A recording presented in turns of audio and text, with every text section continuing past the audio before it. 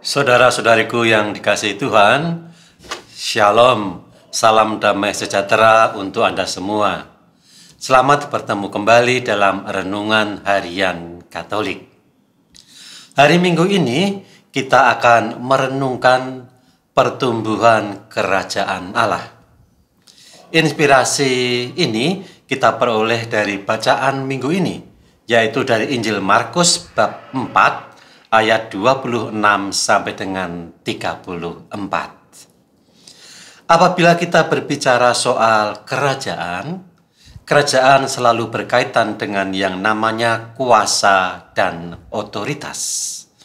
Maka apabila kita berbicara soal kerajaan Allah, maka kita juga akan berbicara soal kuasa dan otoritas Allah.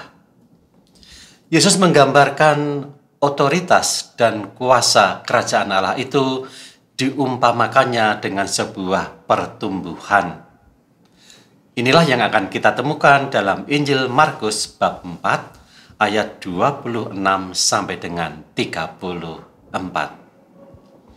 Dalam perumpamaan ini, kuasa roh itu menghidupkan sukacita.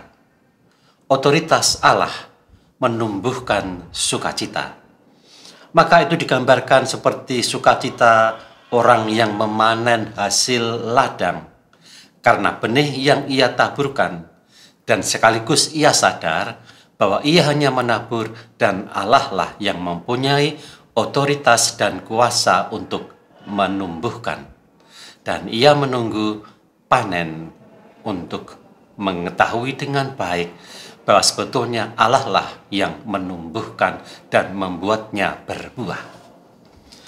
Di situ juga ada perlindungan dan damai, seperti orang tahu bahwa benih yang ditanam itu akan tumbuh semakin besar,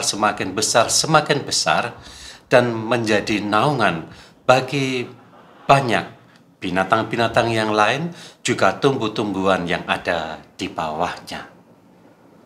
Kuasa dan otoritas Allah.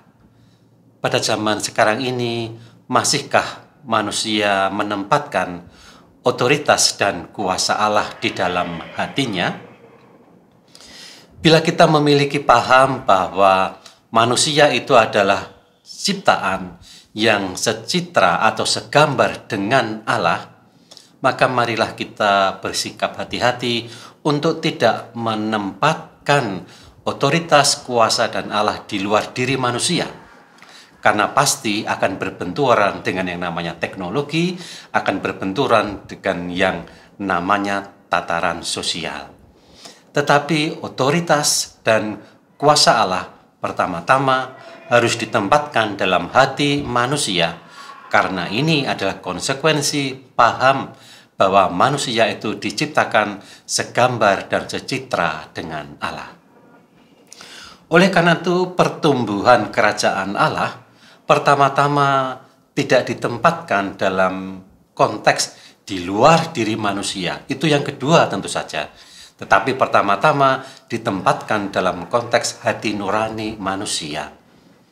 Manusia harus pertama-tama mengakui otoritas dan kuasa Allah dalam hatinya yang terdalam.